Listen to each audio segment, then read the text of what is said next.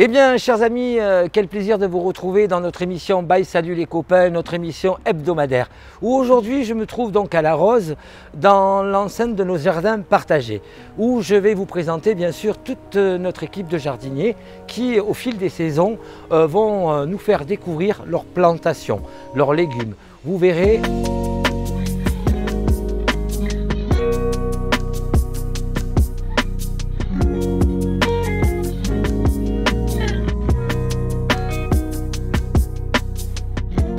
Eh bien, nous retrouvons notre ami Gérard en pleine récolte.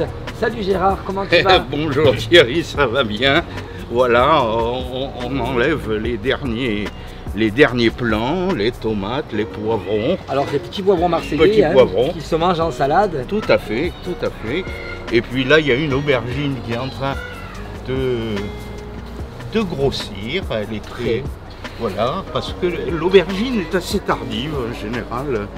En Provence. Et on peut dire que là on mange un bon légume.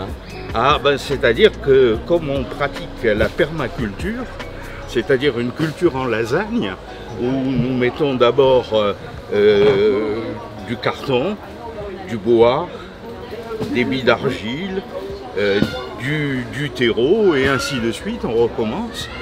Et cela permet d'enrichir la terre. On a une terre assez riche dans la mesure où il y a pas mal de vers, de lombriques qui nous permettent d'avoir une culture justement bio.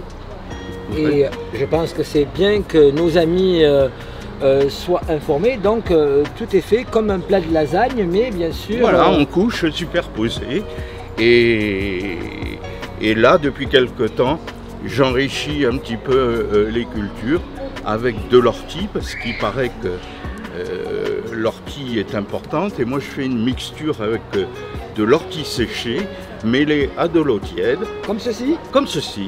D'accord. Et quand on fait un semis, on met un peu de purin d'ortie pour justement permettre à la culture, au semis, de progresser, de prendre plus d'énergie, je dirais, voilà. C'est fort sympathique. Voilà. Voilà de bonnes astuces, chers amis, pour pouvoir, depuis chez vous, planter, organiser vos jardins, travailler sur la bioculture. Tout à fait, la permaculture, oui, oui. Un petit bac. Exactement, on n'a pas besoin d'une grande surface. Pour pouvoir manger de bons voilà. légumes. Et là, bien sûr, nous arrivons à l'automne et l'hiver, mon ami Gérard. Oui. Et qu'allez-vous planter? Alors d'abord, il faut un petit peu remuer la terre pour la laisser respirer. Et moi, je vais planter des artichauts, je vais planter des blettes, de la roquette, parce que ça, c'est des cultures un peu d'hiver. Et ça va permettre d'avoir une récolte, en tout cas je l'espère, assez rapidement. Voilà. Eh bien, très bien mon ami Gérard. Voyez, chers amis, comme quoi avec peu on peut faire beaucoup. Et bien sûr, les méthodes les plus anciennes sont, je pense, Gérard, les plus efficaces. Eh bien, en tout cas pour l'instant, ça prouve que nous sommes sur la bonne voie. Tout à fait. Et bien sûr, comme nous sommes dans les jardins partagés, je m'en vais rejoindre notre ami Jean-Louis. Bonjour. Nous allons terminer cette émission bien sûr à tes côtés. Alors qu'est-ce que tu es en train de faire, Jean-Louis? Alors là, je récolte les dernières tomates qui ne sont pas terribles parce que c'est vraiment en fin de saison. D'accord.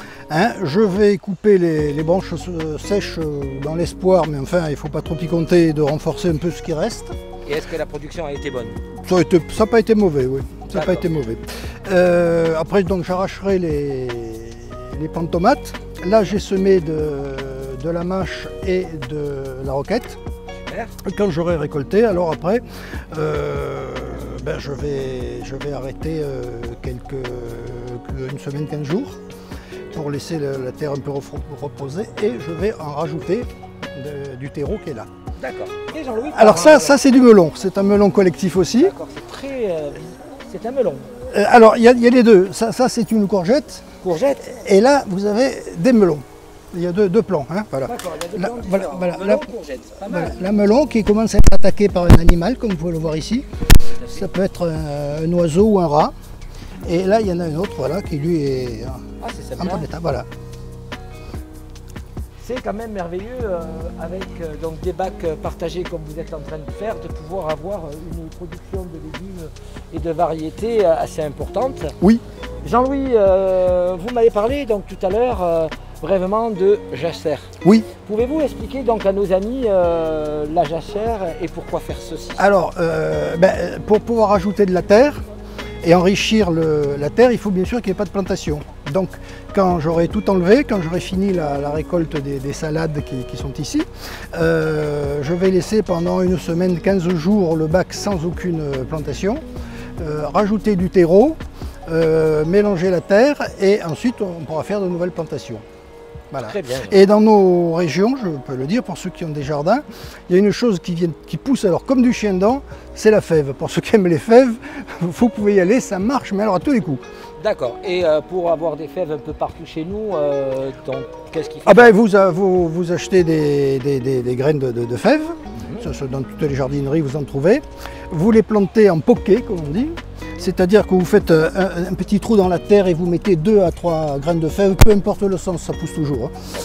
Vous rebouchez et vous mettez à peu près 30 à 40 cm d'espace entre chaque poquet. Et ça marche. Vous pouvez y aller, si ça ne marche pas, c'est que vraiment on n'est pas la main verte. C'est formidable. Eh bien Jean-Louis, un grand merci d'avoir partagé avec moi et avec nous tous ce savoir, ces jardins partagés. On aura le plaisir bien sûr de vous retrouver donc, dans le courant de l'hiver pour voir un petit peu tout ce qui a poussé et quels sont les légumes que nous allons pouvoir déguster lors d'une prochaine émission. Merci beaucoup. Eh bien chers amis, nous vous retrouverons bien sûr sur diverses émissions qu'on a le plaisir de vous présenter sur Salut les copains by ES13. En attendant, je vous dis ciao, au plaisir.